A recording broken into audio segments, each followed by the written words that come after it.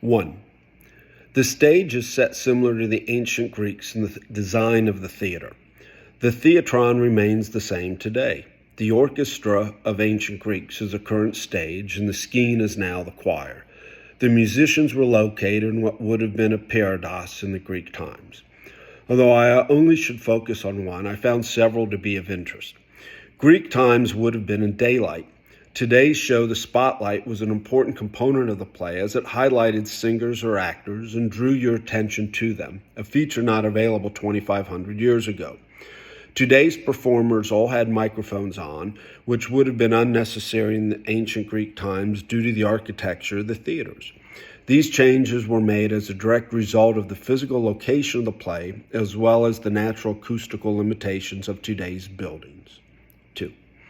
Ferguson and the memory of Mike Brown are represented as a community and individual in two unique ways. The first is Polynices' body lays on the street for hours. His humanity is forgotten. This is exactly how many in the Ferguson community feel. Michael Brown's body laid in the street for 4 hours, and the community felt this was a sign of disrespect, and therefore Mr. Brown's humanity was forgotten.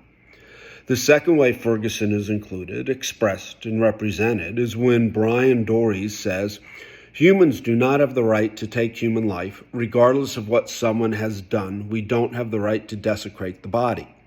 The Ferguson community does not address what Mr. Brown did to elicit the police response, only the results of the interaction of the police and Mr. Brown. The community agrees with Mr. Dories that regardless of the precipitating action, the result was inappropriate and unacceptable. 3.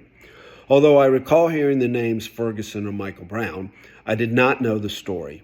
I also knew nothing of Greek theater prior to this class, so was not familiar with Sophocles' Antigone.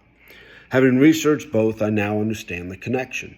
In Antigone and Ferguson, Mr. Dories states, Sophocles created plays where all characters felt morally justified in their positions and someone is going to ultimately be sacrificed and die.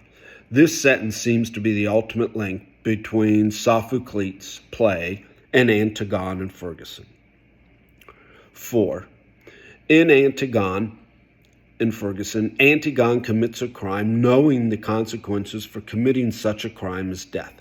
When she receives a death sentence, she is surprised no one supports her and lectures men about her moral superiority. Prior to this, her sister tried to talk her out of breaking the law and telling her to change the law. I believe this is at the heart of the debate of power in politics. Some believe if you do not like the law, work within the system to change the law. The other side believes they cannot change the law as they have no power and justify their civil disobedience much as Antigone did with moral superiority. 5.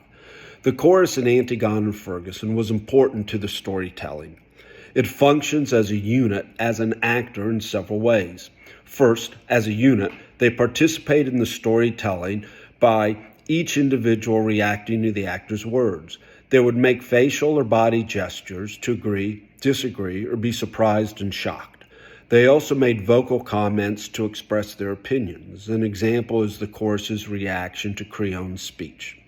Second, the music was almost church-like.